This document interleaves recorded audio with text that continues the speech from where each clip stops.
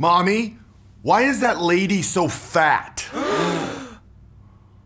I've gotten a lot of questions recently from parents who have kids who do that in public, and they want to know what's the best way to address and diffuse the situation without making some big scene or without hurting people's feelings. And when I was doing a little research for what kind of advice is out online, a lot of it's really bad. So this is gonna be some unique opinion that I share with you, and I feel like it's definitely the best way to handle this. Because the thing is, kids are innocent most of the time. They're not trying to be mean. They just don't understand the social protocols and know what's right and what's wrong to do in public. But that doesn't change the fact that it makes the other person typically massively uncomfortable and puts a ton of social pressure on them, and that people feel like everyone's looking and laughing at them and thinking, oh, like that. So you do need to take responsibility as the parent to address this and diffuse this, and in this video I'm gonna show you exactly how you can do it. Now first I wanna talk about two things to never do. And number one is something that I see people do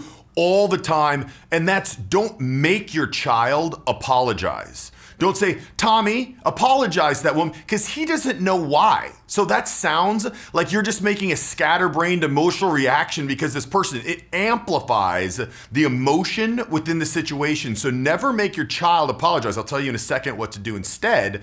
And also never say in front of the person, don't do that because it hurts their feelings.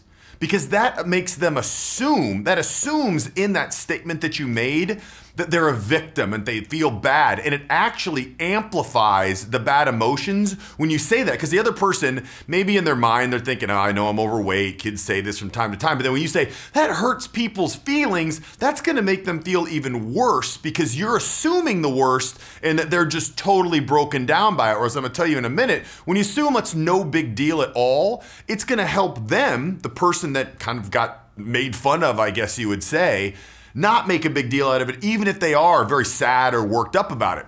So what should you do? The first step is simply addressing it, that it was incorrect and it was wrong of them, like you would address a child getting a math question wrong, right? Billy, no, 2 + 2 is not 3, 2 + 2 is 4. No emotion in your voice. That is gonna naturally diffuse the situation. Not, Billy, that's not okay to do that. What does that do? It heightens the emotion of everyone else. It makes the person feel worse. So you're gonna say, well, actually, you're gonna put a, I don't know if it's a prepositional phrase, if this is wrong to all the English teachers out there, I apologize, but you're gonna set it up and couch it by saying, now, Billy, I know you didn't realize that this is not okay to do, but it's not okay to make comments about the way that people look, or you can dumb down the language. It's not okay to talk about people or the way they look in public.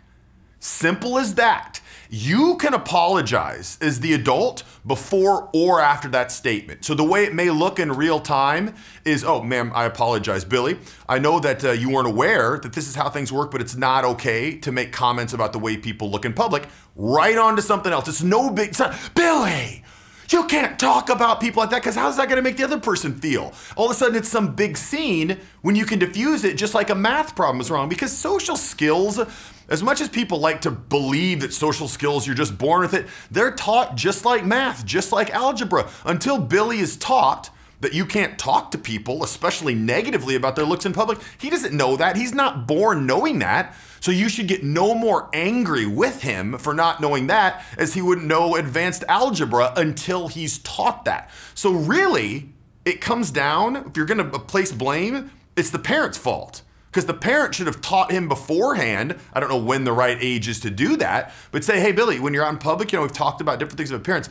We can talk about that at home. It's okay to talk about things like that, but never in public. And at that point, you can tell them why. Because can you imagine, Billy, what's something that you think is a negative for someone that's not cool? Okay, maybe someone's fat. Typically, in most cultures, that's not seen as a positive. So when you call somebody out, it's gonna make them feel bad. So it's not okay to do that. When you teach him that beforehand, he's gonna have a lower propensity of doing that in public. But if he does go ahead and do that, what's the way to do it?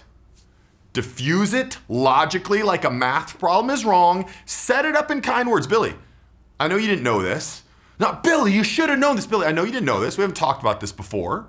But it's not okay to talk about people in public.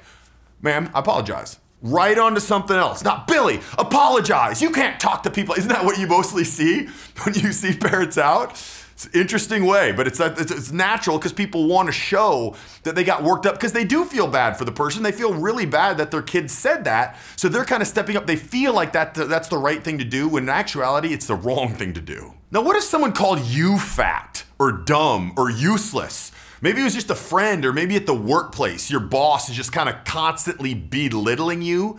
Do you know how to come up with a quick and witty comeback to kind of keep your status and put them in check? If you don't, that's fine. Most people don't. But I would encourage you to take a little quiz I've got for you that's going to walk through and look at how you naturally come up with comebacks. And at the end, it's going to give you some little quick suggestions that you can use immediately that'll teach you how to stand up for yourself if somebody does try to talk down to you. Clearly not like a kid. You're not going to make a quick and witty comeback to the kid because they didn't know. But someone who intentionally tries to put you down, that can kind of bring people's confidence down when they feel like they can't punch right back when somebody does that. So I'll put a link in the description, or you can go to trashtalkquiz.com. I'm actually going to tell a joke to you. I'll make fun of you a little bit through the screen. We'll see how you do it. I'll teach you how you can come up with a comeback there. So I'll also put a link right here you can click on, and I'll talk to you in the quiz right now.